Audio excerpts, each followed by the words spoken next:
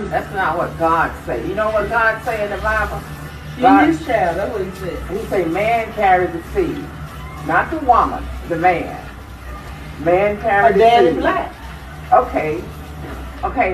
Okay, now a black woman can have a baby by a white man.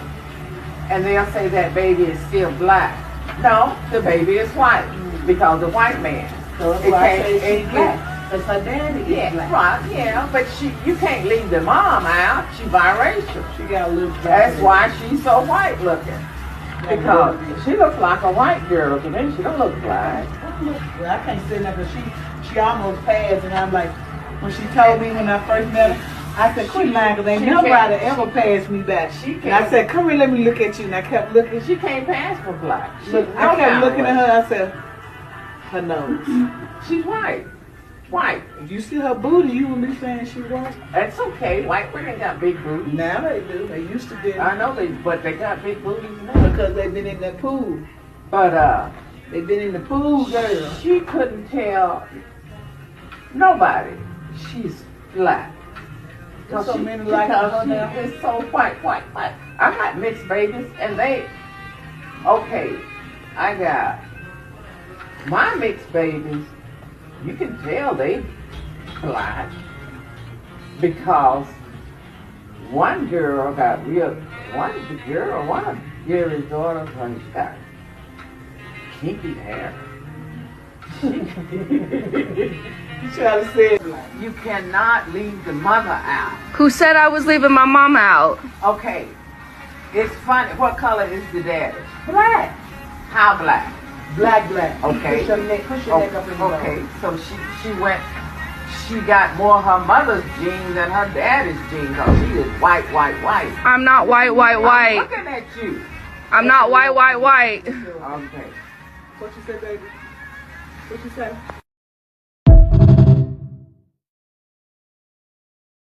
Dear black people, I'm black.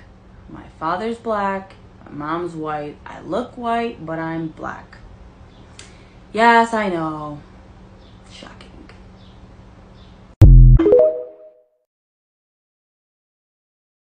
I have a black mother and a white father. Growing up, I didn't know that I was different, but I knew that something was supposed to be a secret. Trigger warning, this is about racial passing and my experience growing up in my hometown back in the day. We moved from another state, and my grandma, who's white, she kept telling me, you can't go around telling people that your mom is black. You have to tell them that that's the nanny. When you go to school, like, don't mention your mom. It's like, why? I remember asking her why. And she was like, because it's gonna be harder for you. They're gonna treat you differently. They're gonna put you in stupid classes and all this stuff that she was telling me. But I knew from my grandmother, it was more of a social aspect. She didn't want people knowing that her grandchildren were like half black. In this elementary school I went to, I noticed that double fountains, not just like a small one and a big one, but it was like a small one and a big one and then another small one and a big one next to them. And it was always near the bathrooms. And I always questioned, why is there two girls' bathrooms like so close to each other and two boys' bathrooms so close to each other? I didn't know that my school was at one point a segregated school. 2 black people in my whole school. Everyone else was white. My hair would curl because of the humidity, and my grandma wanted to erase the black. She wanted to erase the black. Back in the day, there was something called Japanese perms, a relaxer, and I would just remember my scalp burning in the shower. Other things that she would do, she would like, when you go to like the beauty supply store and you see like those like special soaps, she would put all those soaps on me and tell me like, stay in the shade, squeeze my nose, thinking that'll make it smaller. Starts questioning you, just say that you're Italian. And it's just crazy. So there was this black boy named Jeremy that like joined our class like mid-year. When I tell you, that's when I learned that they'll treat you differently. Jeremy wasn't allowed to go on the blacktop. Jeremy had to stay inside. Jeremy, obviously like schools have like funding for like kids that can't go to like certain like field trips. They'll leave Jeremy behind. The kids will call Jeremy and like the teachers would just like laugh about it. And always felt like Jeremy knew that I was part black, but he didn't like know. Like he like felt it but didn't know. That's when I noticed like, oh shit, if I tell someone I'm black, like I'm gonna be treated like Jeremy. So I just didn't tell anyone. It wasn't like I was ashamed or something, but I was taught like this was something bad. There would be like parent.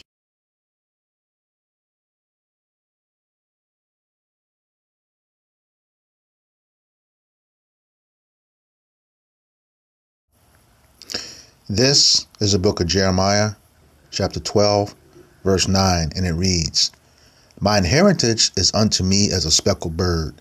The birds round about are against her. Come ye, assemble all the beasts of the field, come to devour. Giving all praises, glory, and honor to Yahweh, Bahashem, Yahushai, Bahashem, Rahakakwadash. Double honors to the apostles and elders of Great Millstone who rule well and teaching me this 100% truth. Salutations to them and my fellow Akim who labor in this truth week in and week out on the highways and byways. Also, salutations to the hopeful elect of the scattered 12 tribes of Israel, scattered to the four corners of the earth, that be like unto the speckled bird, also known as your Israelite foreigners, and your so-called Negroes, Latinos, and Native Americans. To you, I say Shalom. This is your brother Ayashar Barazar from the Indianapolis branch of the Great Millstone, coming back at you with another lesson that is edifying to the elect body of the nation of Israel. All right, before I get into this, once again, I want to declare fair use, according to the Copyright Act of 1976, specific to Section 107. As I did use a YouTube short in this clip, there is no monetary gain, and I'm adhering to all of the guidelines with respect to Section 107 of the Copyright Act of 1976. All right. You just saw the three videos, and pretty much what I want to get into, especially a lot of you Israelites waking up to the truth that you are an Israelite. However, believing that Israelites are black only, there's a problem with that. There's a huge problem with that, because we were scattered all over the earth. Okay.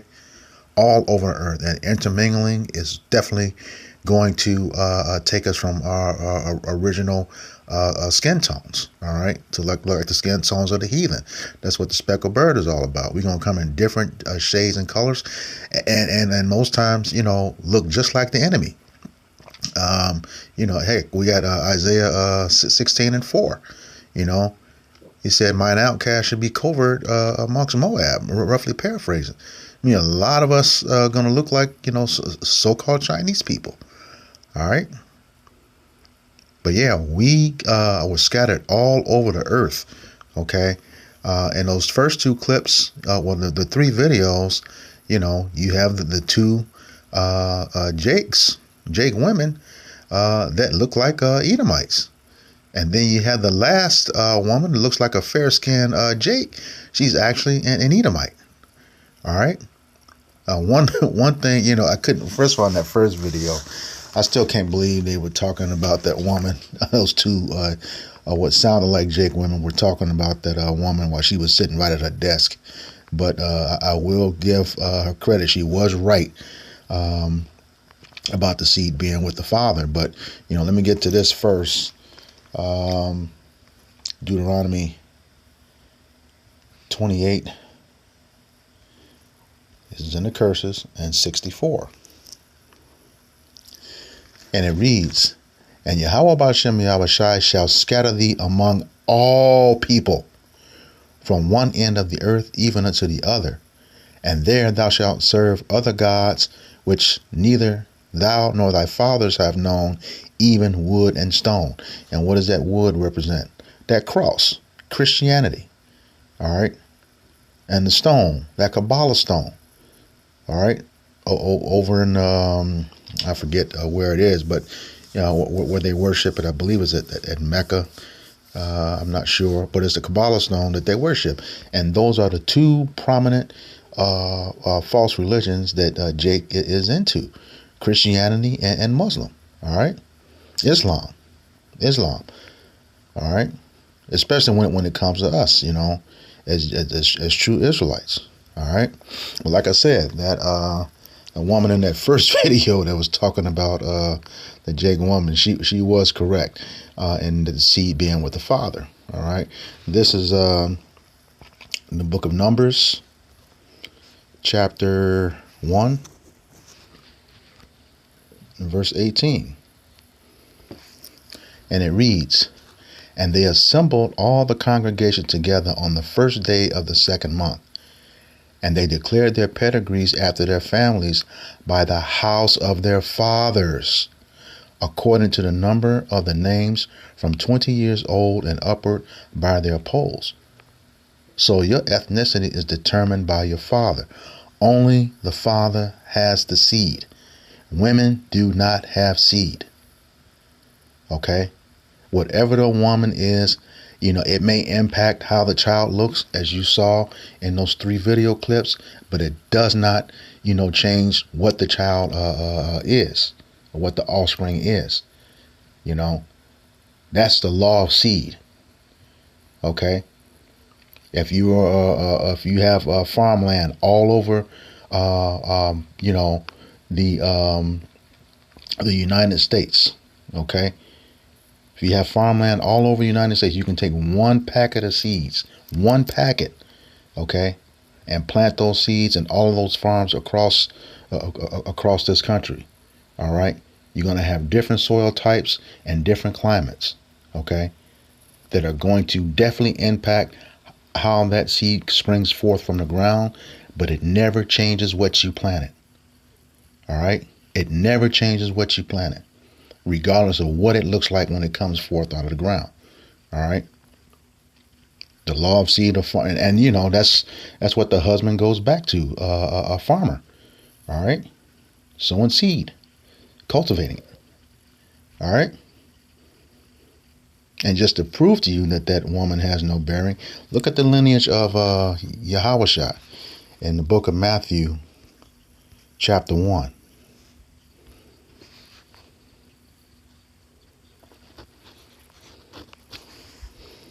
All right.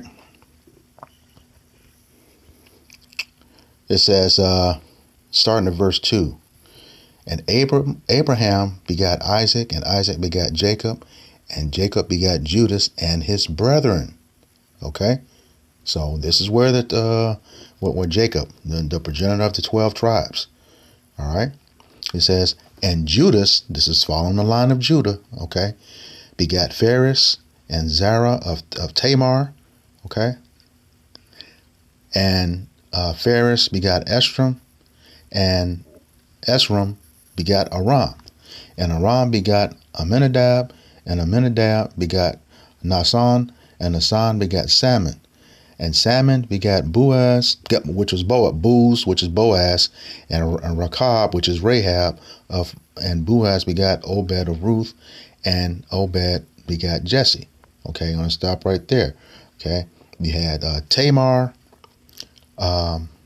Rahab, and Ruth, all heathen women. Okay, all heathen women. All right.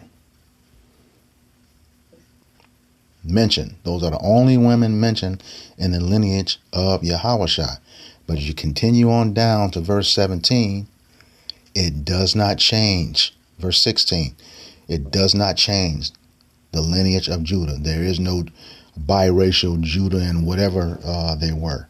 We know Ruth was a Moabite. Rahab was a Canaanite. It does not change. So that seed continued all the way through to the Lord until this very day, from the tribe of Judah, whoever sprang from Judah. All right. So just goes to prove the women do not have the seed, just like she said. All right. Now, when it comes to, the actual women in the video, the thing is, when you go to Deuteronomy 7 and 4. You know, scriptures, and it was just talking about the land that, let me just get that. Book of Deuteronomy 7 and 4. Verse 3, beginning in verse 3. It says, neither shalt thou make marriages with them. Thy daughter thou shalt not give unto his son, nor his daughter shall take unto thy son. For they will turn away thy son from following me, that they may serve other gods. So will the anger of the Lord be kindled against you and destroy thee suddenly. All right, and this is exactly what happened to Solomon. You know, when you read 1 Kings chapter 11, verses 1 through, I think, verse 9 or 10. Okay, but the caveat for the man, okay, the caveat for the man about going into women of a strange nation is that he did not turn away. The caveat for the Israelite man, let me make that clear. Caveat for the Israelite man when he went into strange women or women of other nations is that he did not turn away from the Lord, which I said that's exactly what happened to Solomon in 1 Kings 11. Okay, that Israelite man did not turn away from the Lord.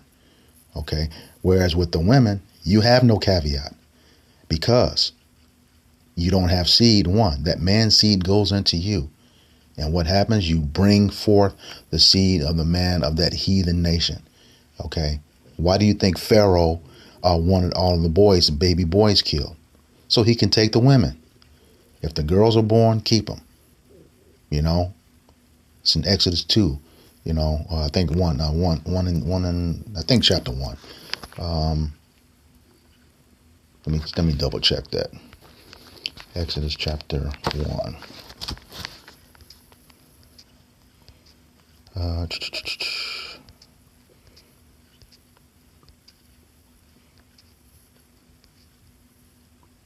Yeah. This is Exodus. And the king of Egypt called for the midwives and said unto them, let me start at the top.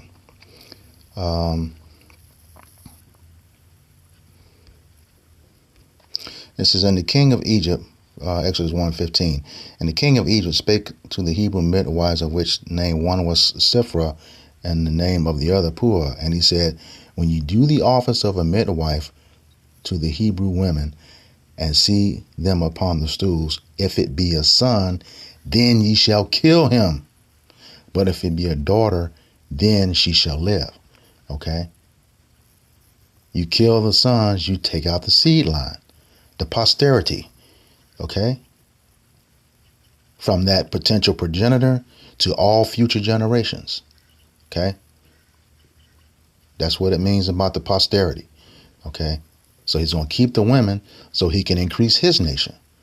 And you especially you Jake women, yes, you bear the seed. There's a difference between bearing the seed and begatting a seed. Okay? Whatever the father is, that's what the child is. Point blank, period. But back into that curse, that's why, not the curse, but the commandment of Deuteronomy 7, 3 and 4, okay, you will bring forth another man's seed, all right? You will bring forth another man's seed. And that, that's not helpful in this situation at all. Especially, that when that child looks like, that's what we're going to get into, the wheats and the tares. Okay. When the enemy has sowed that seed. All right. So, and yeah, it didn't just happen to, the Southern Kingdom. It happened to the Northern Kingdom as well, too. This is, the book of Hosea. Chapter 7 and verse 8. And it reads, Ephraim, which is the northern kingdom, he hath mixed himself among the people. Okay, the people where we were scattered to. All right, because remember, in Hosea, we were sent to a land where, we were not called the Lord's people. And then we were called the Lord's people. Hosea 1 and 10. All right. He says, Ephraim have mixed himself among the people. Ephraim is a cake not turned. All right.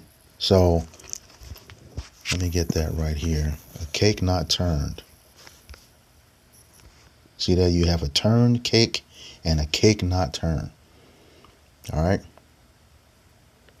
You can have Northern Kingdom that are lighten up as one cake, you know. And you can also have a heathen that is dark.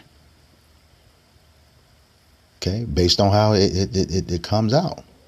All right. So, you know, an Ephraimite man can go into a heathen woman. All right. And that child can look just like, you know, the heathen woman. All right.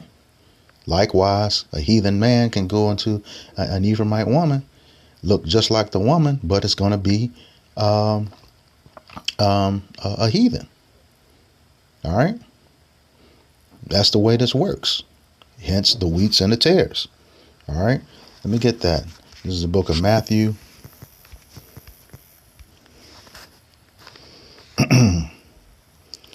Chapter 13.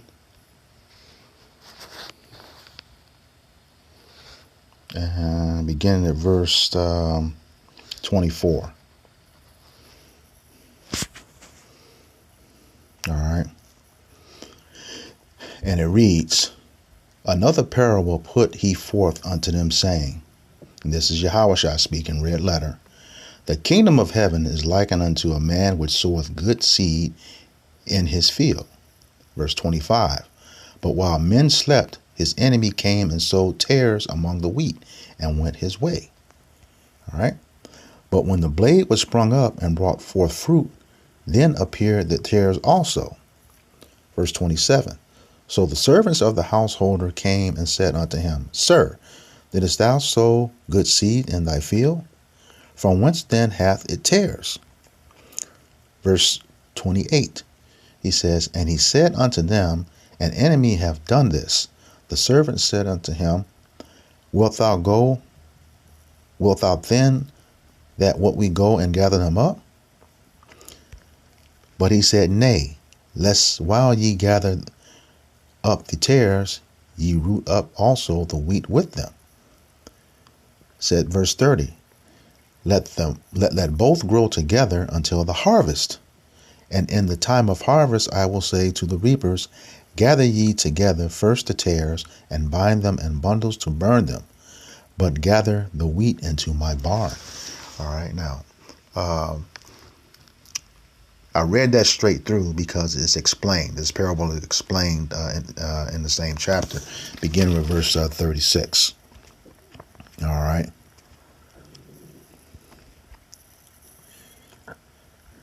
Verse 36, and it reads, Then Yahushua sent the multitude away and went into the house, and his disciples came unto him, saying, Declare unto us the parable of the tares of the field.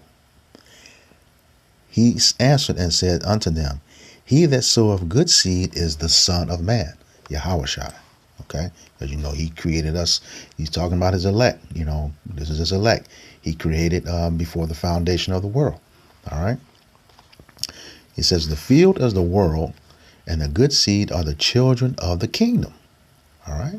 Israelites, beginning with the elect of Israel. It says, but the tares are the children of the wicked one, Esau, Edom, the so-called white man, who did, a plethora of planting his seed, amongst both the southern and northern kingdom. That's all throughout history. And it wasn't just a man either.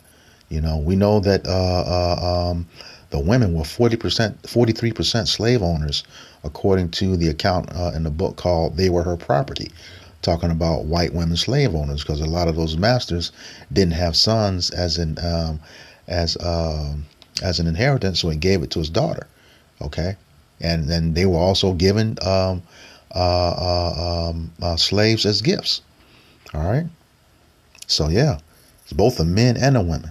All right, verse 39 says, the enemy that sowed them is the devil. We know that to be Esau, Edom. All right. It says, the harvest is the end of the world. when Yahushua returns. And the reapers are the angels. Okay? So it's going to take the angels to separate us. All right? By far, it's going to take the angels to separate us, because we really don't know. We've been scattered for so long. All right. Case in point, Jake Mahomes, I think Patrick Mahomes, I'm sorry, Salakia. Patrick Mahomes, quarterback for the Kansas City Chiefs. All right.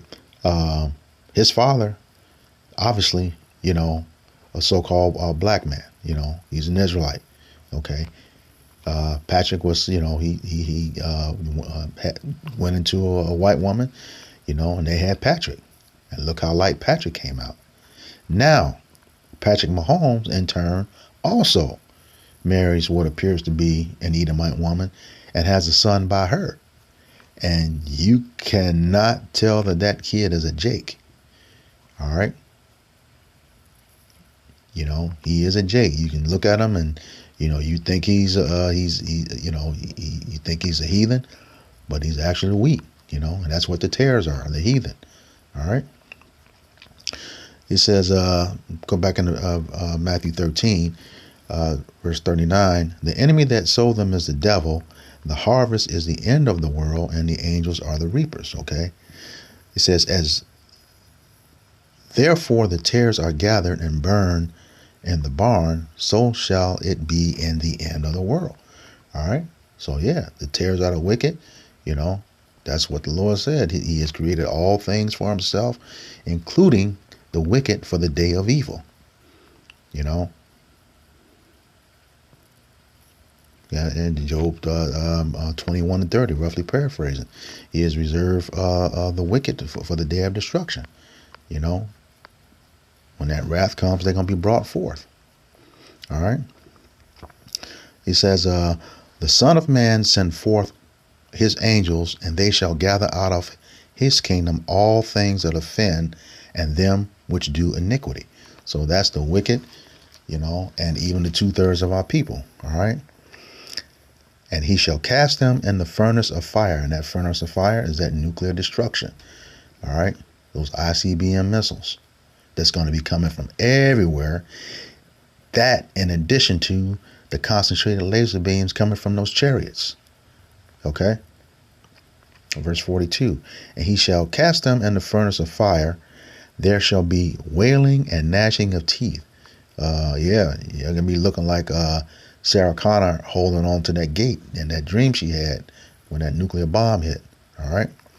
It says, then shall the righteous shine forth as the sun in the kingdom of their Father. Okay. Who hath ears to hear, let him hear. He who understands, let him understand. All right. And one thing, when I was looking up the wheats and the tares, a very interesting thing I found out. All right. He said to gather up. Let me go back and read that in the scriptures first about the harvest time. He said not to touch them. Okay. Verse 30. I'll start at 28 again. He said unto them, an enemy have done this. The servant said unto him, wilt thou then that we go and gather them up? But he said, nay, lest while ye gather the tares, ye root up also the wheat. All right. So, yeah, the thing is, if you had taken it all up, you would have took out the Israelites. That's why he said, oh, wait. He says, verse 30, let them both grow together until the harvest. And in the time of harvest, I will say to the reapers, which are the angels, as we know, and the harvest is when he comes back. All right. Gather ye first the tares and bind them in bundles to burn them up, but gather the wheat into my barn. The barn is the chariots. Okay. So now, going back to that photo, this is something I was looking at. This is showing you how the wheats and the tares look alike. But he said, let them grow together until the time of harvest. And what this note says under here, it says, wheat as it matures will bow its head, but the tares will not. They look alike, and the only way to tell the difference is to wait until they are mature. And what's interesting, it says that the wheat will bow its head. So in the time of harvest, bowing, is definitely a sign of worship. All right? A sign of worship when Yahweh Shai comes back. But the tares stand tall. That's, evidence of being proud. All right? Not being humble, along with the 2/3. Yeah. This is the book of James, chapter 4 and verse 6. And it reads, "But he giveth more grace. Wherefore he saith, Yahweh B'Hashem Yahweh Shai resisteth the proud," all right, which is the tares, all right, "but giveth grace unto the humble," which is the wheat, all right. Ecclesiastes 10 and 14.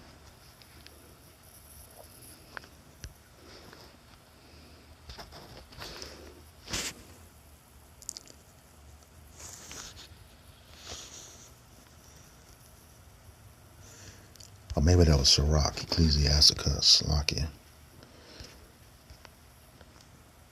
10 and 14. It says, "The Lord hath cast down the thrones of the proud princes, and set up the meek in their stead." All right. So yeah, those proud princes, Esau, Edom. All right. And then the meek, the elect of Israel. All right. So yeah, while it's very important to know this, especially in this time. Especially those of you who know your Israelites, there's no black only Israelites, because you mess around, you just don't know who you're talking to in that generation that is an Israelite. You never know what their status was, and then doing that, causing offending one of the little ones, according to Matthew 18 and 6. Hey, you probably must have sealed your own fate. All right. But the Spirit tells us, Romans 8 and 16.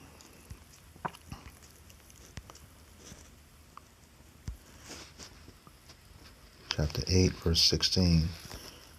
It says, "The Spirit itself beareth witness with our spirit that we are the children of Yahweh B'Hashem Yahweh Shai." All right. So you just can't, judge off appearance alone. Scriptures tell us that. You don't know who you're talking to. You don't know what that person's seed line goes back to. For those of you who just want to say black only Israelites, you have no idea what seed line that person goes to. All right. The Lord told us in John 7:24. He says, let me get that. It says, judge not according to the appearance, but judge righteous judgment. All right. Righteous judgment, and we understand that righteous judgment is in the law according to Leviticus 19 and 15. All right. So here again, nation of Israel, we were scattered all over the world and mingled for generations. And, we do indeed look like the heathen, and a lot of the heathen look like us. All right. So with that, I hope this lesson was edifying to the elect body of the nation of Israel. Once again, I'm going to give all praises, glory, and honor to Yahweh, B'Hashem, Yahweh Shai, B'Hashem, Rahak HaKodash. Double honors to our apostles and elders, a great millstone who rule well in teaching us this 100% truth. Salutations to them and my fellow Akim who labor in this truth week in and week out on the highways and byways. Also, salutations to the hopeful elect of the scattered 12 tribes of Israel, scattered to the four corners of the earth, that be like unto the speckled bird. To you, I say Shalom, Kwam Yasharallah, Abad Babal, Shalom.